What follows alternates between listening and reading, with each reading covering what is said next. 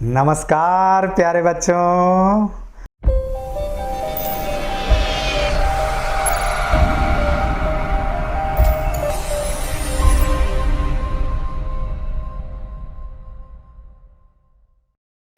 आज हम 9th class के फिजिक्स का सफ़र स्टार्ट करने जा रहे हैं।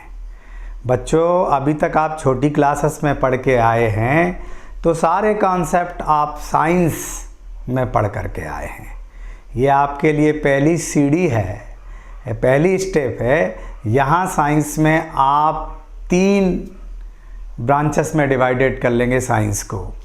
एक में आपका केमिस्ट्री रहेगा, एक में आपका फिजिक्स रहेगा और एक में आपका बायोलॉजी रहेगा। तो आज अब हम लोग 9th क्लास के फिजिक्स के सफ़र को स्टार्ट कर रहे हैं। आपका पहला चैप्टर है मोशन। तो हम मोशन पर चर्चा करेंगे। बेसिकली मोशन जो है वो फिजिक्स की एक सबसे ओल्डेस्ट ब्रांच है, मैकेनिक्स। ये मैकेनिक्स का पार्ट है। तो थोड़ा सा हम देखें कि मैकेनिक्स क्या है ना। तो मैकेनिक्स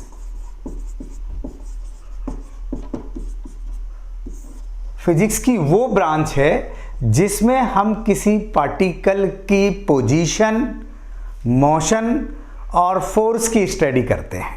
ये सबसे पुरानी ब्रांच है फिजिक्स की। इसके अंतर्गत केवल हम पार्टिकल की पोजीशन, रेस्ट, मोशन और फोर्स की स्टडी करते हैं। इसे 2 ब्रांचेस में है। मैकेनिक्स की 2 ब्रांचेस हैं। एक है स्टैटिक्स और दूसरी है डायनामिक्स। ठीक है। डायनामिक्स को फिर से 2 ब्रांचों में डिवाइडेड किया गया है। एक है काइनेमैटिक्स और दूसरी है डायनामिक प्रॉपर। ठीक है। स्टैटिक्स, इसमें हम बॉडीज के रेस्ट की स्टडी करते हैं। दैट मीन्स इस ब्रांच में टाइम का रोल नहीं रहता, टाइम का कोई विशेष रोल नहीं रहता इस ब्रांच में। डायनामिक्स में हम ऑब्जेक्ट के मोशन की स्टडी करते हैं और मोशन में टाइम अपना बहुत अहम रोल अदा करता है। इसकी भी 2 ब्रांच हैं। एक है काइनेमैटिक्स। काइनेमैटिक्स में हम ऑब्जेक्ट के मोशन की स्टडी करते हैं बट उस कॉज की स्टडी नहीं करते जिसके कारण ऑब्जेक्ट मोशन कर रहा है। और डायनामिक प्रॉपर में हम ऑब्जेक्ट के मोशन के कॉज की भी स्टडी करते हैं कि ऑब्जेक्ट मोशन क्यों कर रहा है ना। जैसे अपन कह देते हैं कार चल रही है, तो कार चल रही है वो वाली बात केवल काइनेमैटिक्स में आ जाएगी, बट वो कार क्यों चल रही है ना, किस रीजन से चल रही है, उसकी भी अगर स्टडी करेंगे तो ये डायनामिक प्रॉपर में आ जाएगी। ठीक है ना। तो हम इस चैप्टर में स्पेशली जो मोशन चैप्टर है 9th का, इसमें आपको डिस्टेंस, डिस्प्लेसमेंट में बेसिकली डिफरेंस बताएंगे हम आपको, वेलोसिटी, स्पीड में डिफरेंस बताएंगे हम आपको, एक्सेलरेशन बताएंगे और छोटी सी ग्राफिकल स्टडी भी मोशन की आपको इसी चैप्टर में हम बताएंगे।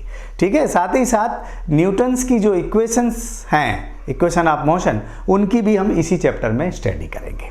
तो फिर हम शुरुआत कर रहे हैं सबसे पहले कि किसको हम कहते हैं रेस्ट और किसको हम कहते हैं मोशन।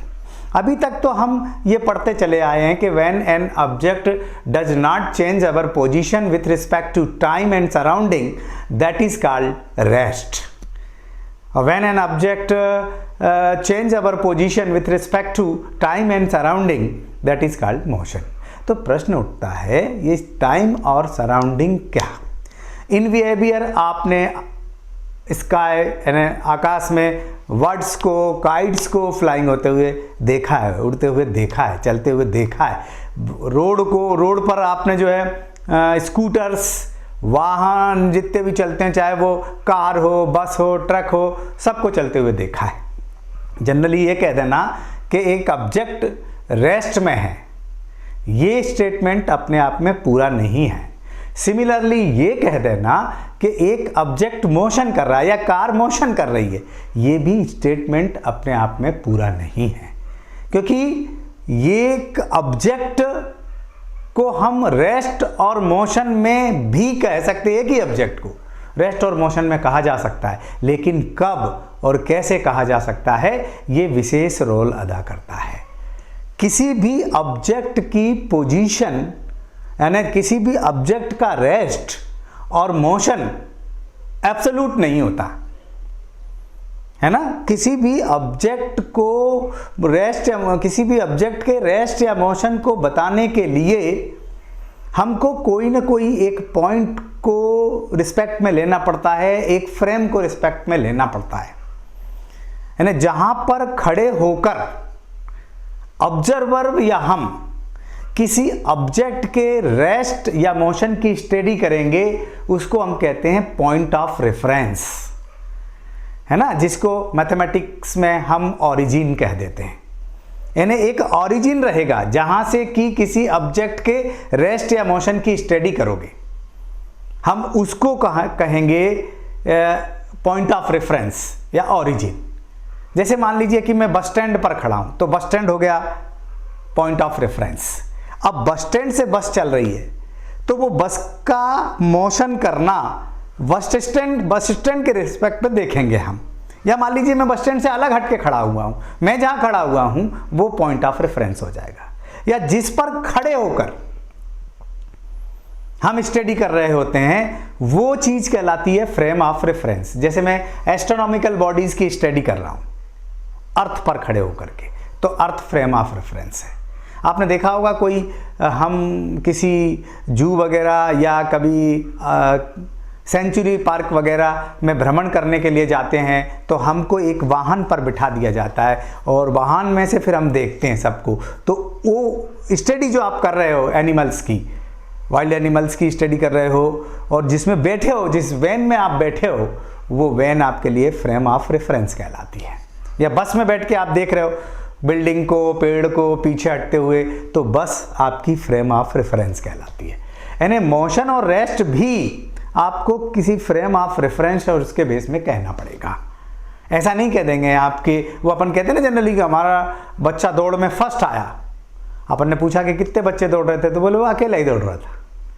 तो अकेले को हम फिर जो है वो मोशन पॉइंट ऑफ व्यू से या यूं कहें कि रिस्पेक्ट पॉइंट ऑफ व्यू से एक्सप्लेन नहीं कर पाएंगे, ठीक है। तो एक पॉइंट होगा जहां खड़े होकर के ऑब्जर्वर स्टडी कर रहा है या आप स्टडी कर रहे हैं, वो पॉइंट कहलाएगा आपका ओरिजिन। और जनरली छोटी क्लासेस के लिए हम उसी को सराउंडिंग कह देते हैं, ठीक है। तो when an object does not change our position with respect two point of reference is called rest, and when an object change our position with respect to point of reference and time, that is called motion. Rest में time जो है वो बदलता है but position नहीं बदलती, और motion में जो है टाइम के साथ साथ पोजीशन में भी चेंज आता है, ठीक है। तो इन बिहेवियर किसी भी मोशन और रेस्ट को बताने के लिए हमको पॉइंट ऑफ रेफरेंस को लेना अनिवार्य हो जाता है, या मूल ओरिजिन को लेना अनिवार्य हो जाता है, नेसेसरी हो जाता है, ठीक है। और ये भी जरूरी नहीं है कि एक ऑब्जेक्ट जो मोशन कर रहा है हम उसको भी कभी कभी रेस्ट में कह देते हैं।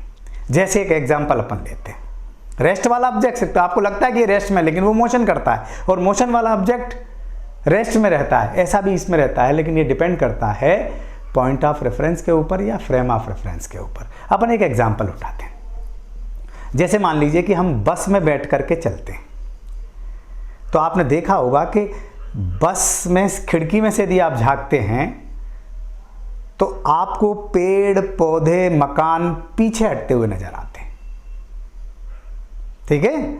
और बस में जो लोग बैठे हैं या एक सीट पे आप दो लोग बैठे हो, वो आपको बिल्कुल रेस्ट में नजर आते हैं। तो आप जब सड़क की ओर नज़र डालते हैं तो उस पर खड़े हुए व्यक्ति आपको मोशन में नज़र आते हैं, और जब अपने पास बैठे व्यक्ति को देखते हैं तो फिर वो आपको रेस्ट में नज़र आते हैं। तो दैट मीन्स कहीं ना कहीं एक ओरिजिन बनेगा जिसके रिस्पेक्ट में वो रेस्ट और मोशन में रहेगा। सड़क पे खड़े हुए व्यक्ति की पोजीशन आपके रिस्पेक्ट में चेंज हो रही है, इसलिए वो आपको मोशन में नज़र आता है। जबकि एक ही सीट पर, बस में एक ही सीट पर आप दो लोग बैठे हो तो आप दोनों की पोजीशन चेंज नहीं हो रही है टाइम के रिस्पेक्ट में, तो वो आपको रेस्ट में नज़र आता है। ठीक है, तो आप जैसे मान लीजिए कि मैं आपसे ये कहूं कि एक बाइक पर बैठ करके आप चल रहे हैं, दो लोग, पीछे भी एक बैठा हुआ है, तो आपके और बाइक पे पीछे बैठे हुए व्यक्ति की पोजीशन में कोई चेंज नहीं आ रहा, तो आप एक दूसरे के रिस्पेक्ट में रेस्ट में कहे जाओगे। लेकिन जैसे ही नज़र आपकी सड़क पर पड़ेगी या फिर कोई सड़क पर खड़े व्यक्ति के ऊपर पड़ेगी तो आपकी रिस्पेक्ट में, दैट मीन्स आपके बाइक की रिस्पेक्ट में उसकी पोजीशन में चेंज होता हुआ नज़र आएगा, इसलिए वो आपको मोशन में नज़र आएगा। तो जैसे मान लीजिए कि अभी अर्थ है, अर्थ पर आप खड़े हैं, ठीक है, और आपके पास एक व्यक्ति खड़ा है, उस व्यक्ति और आपकी पोजीशन में कोई चेंज नहीं हो रहा है, इसलिए वो व्यक्ति रेस्ट में है। ठीक है, और अर्थ सन के अराउंड रिवॉल्व हो रही है, तो सन पर तो सारे ऑब्जेक्ट हैं, आप भी हैं, तो सन के रिस्पेक्ट में सन के रिस्पेक्ट में अर्थ रिवॉल्व हो रही है, तो ऑब्वियसली आप भी और आपके साथ खड़ा वो व्यक्ति भी सन के रिस्पेक्ट में रिवॉल्व हो रहा है, मोशन कर रहा है। तो you are in motion with respect to sun, तो आप मोशन में कहे जाएंगे एक ही टाइम पर, और you are at rest with respect to each other, that means एक दूसरे के रिस्पेक्ट में आप रेस्ट में कहे जाएंगे और सन के रिस्पेक्ट में आप मोशन में कहे जाएंगे। कभी आपने देखा होगा कि जब आप ट्रेन में ऐसा सिक्का उछालते हैं तो वो आपके हाथ में ही आता है, इसका भी कारण उस समय मोशन ही है कि जब आप ट्रेन में बैठ करके चल रहे हैं तो ट्रेन की स्पीड के साथ साथ आपकी बॉडी भी मोशन कर रही है, आपकी बॉडी के साथ साथ आपके हाथ में रखा हुआ वो सिक्का भी मोशन कर रहा है, तो जब आप उसको उछालते हैं तो वो रिलेटिवली मोशन कर रहा होता है और वो आपके हाथ में ही आकर के गिरता है। लेकिन ऐसे ही अगर आप एक बाहर की तरफ सिक्का उछालें ट्रेन से, तो आपके रिस्पेक्ट में सिक्का आपको ऊपर की ओर मोशन करते हुए नजर आएगा, स्ट्रेट लाइन में मोशन करते हुए नजर आएगा, लेकिन जो व्यक्ति खड़ा होगा बाहर वो जब देखेगा तो वो सिक्का उसको पैराबोलिक पाथ पर मोशन करते हुए नजर आएगा। तो ये सारी की सारी चीजें एक दूसरे के रिस्पेक्ट में ही डिपेंड हैं, चाहे वो रेस्ट हो चाहे मोशन हो। मतलब मैं ऐसा कह सकता हूं कि there is no absolute rest और motion in the world, all of motions are rest are relative, यानी एक दूसरे के रिस्पेक्ट में ही रेस्ट और मोशन होता है। तो इस हिसाब से संसार की सारी वस्तुएं मोशन कर रही हैं, चाहे वो बिल्डिंग हो, चाहे वो ट्री हो, चाहे वो व्हीकल हो, चाहे वो सन हो, चाहे स्टार हो, चाहे गैलेक्सी हो। क्यों? क्योंकि आप मान लीजिए अपने स्कूल की बिल्डिंग की बात करो तो आपके रिस्पेक्ट में आपकी स्कूल की बिल्डिंग भी मोशन करती है। जब आप मान लीजिए स्कूल में हैं तो आप जहां बैठे हैं तो आपके रिस्पेक्ट में बिल्डिंग की पोजीशन में चेंज नहीं हो रहा है, तो फिर बिल्डिंग रेस्ट में है आपके रिस्पेक्ट में। लेकिन जब आप उठ के चल दिए अपने घर के लिए छुट्टी के बाद तो आपके रिस्पेक्ट में बिल्डिंग की पोजीशन में चेंज हो रहा है, तो फिर बिल्डिंग जो है वो मोशन में भी कही जाएगी आपके रिस्पेक्ट में। अब आप अनुमान लगा लीजिए, संसार की सब वस्तुएं मोशन कर रही हैं। जब आप चलते हैं तो आपके आसपास के एटमॉस्फेयर के हर ऑब्जेक्ट, बिल्डिंग हो, ट्री हो, स्टोन हो, चेयर हो, जो भी पड़ी है वहाँ, वो आपके रिस्पेक्ट में सबकी पोजीशन में चेंज हो रहा है, तो वो सबके सब मोशन कर रहे हैं, है ना। चाहे वो ट्रीज़ हों, कुछ भी हो। इवन देन कुछ चीज़ें तो ऐसी हैं जिनका मोशन करते रहना ज़रूरी है। जैसे आपके शरीर के अंदर ब्लड मोशन कर रहा है, ठीक है, उसका मोशन करते रहना ज़रूरी है। आपके लंग्स मोशन कर रहे हैं, उनका मोशन करते रहना ज़रूरी है, अन्यथा आप रेस्ट में आ जाएंगे, ठीक है ना। तो ये सब चीज़ें ध्यान देना है। तो मैं फिर से एक बार आपको कहूँगा कि when an object change our position with respect to time, that is called motion. आप थोड़ा सा ऐसे भी समझ सकते हैं, जैसे मान लीजिए कि ये समझाने के लिए जब मोशन को अपन बताते हैं तो थोड़ा सा आप ऐसे भी समझ सकते हैं कि ये मान लीजिए यहाँ आप खड़े, ये ओरिजिन है या बस स्टैंड, और यहाँ मान लीजिए कि कोई एक बस खड़ी है, इस पर ये मैं इस पॉइंट को नाम दे देता हूँ P।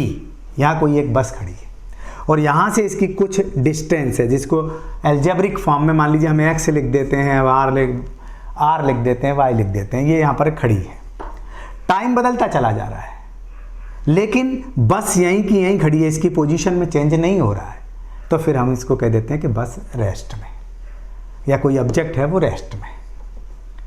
और जैसे ही तुमने देखा कि टाइम के साथ साथ इसकी पोजीशन में भी चेंज हो रहा है, यहाँ से यहाँ थी, फिर यहाँ आ गई, फिर यहाँ आ गई, ऑब्वियसली इसकी पोजीशन चेंज होने लगी, क्योंकि अब ये डिस्टेंस सेम तो नहीं है तो हम बदल देंगे, इसको x1 कह देंगे। ये फिर और बदल जाएगी तो हम इसको भी बदल देंगे। दैट मीन्स पोजीशन चेंज हो रही है टाइम के रिस्पेक्ट में। पोजीशन जब चेंज होती है तो हम इसको कह देते हैं कि ऑब्जेक्ट मोशन में है। लेकिन हमको एक पॉइंट को सिलेक्ट करना पड़ता है जहाँ से हम किसी चीज़ की स्टडी करते हैं, ये फ्रेम ऑफ रेफरेंस। जो ऑब्जेक्ट मोशन करता है वो ऑब्जेक्ट इन मोशन कहलाता है।